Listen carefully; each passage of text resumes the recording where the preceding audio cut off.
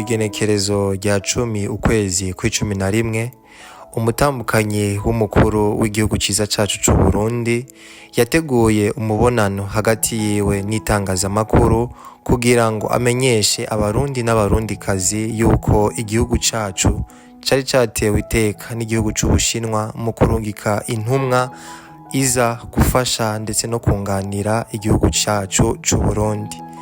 Ni muri iyo ntumbero nyene uwo yari yaserukiye igihugu c'Ubushinwa mu Burundi yaganiriye vyinshi bigiye bitandukanye n'umutambukanyi w'umukuru w'igihugu ciza cacu c'u Burundi, batumenyesha yuko hari vyinshi vyaranguwe mu kiringo yaramaze ngaha.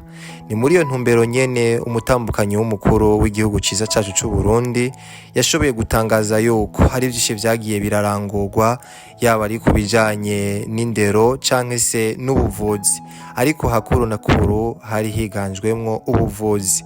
Hatanzwe amasomo agiye atandukanye, yongera kandi avuga yuko hari abarundi batoranijwe bazojana n'uwo yari yaserukiye igihugu c'Ubushinwa mu Burundi kugira ngo bagende guhabwa ubumenyi bw'inararibonye kubijanye n'ubuvuzi.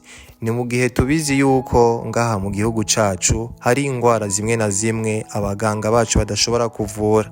Yashoboye gutangaza yuko abo bazoba bajanye n'uwo yaserukiye Ubushinwa bazohabwa ubumenyi budasanzwe, ku buryo bwaho igihugu cacu kitazosubira guhangayikishwa no kurungika abagwayi mu bihugu vya Buraya.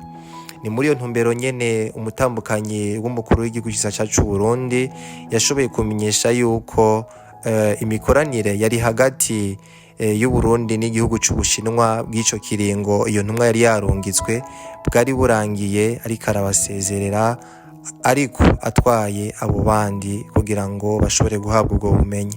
Kuri mikro mwari kumwe na jewe ni Janice Foshua.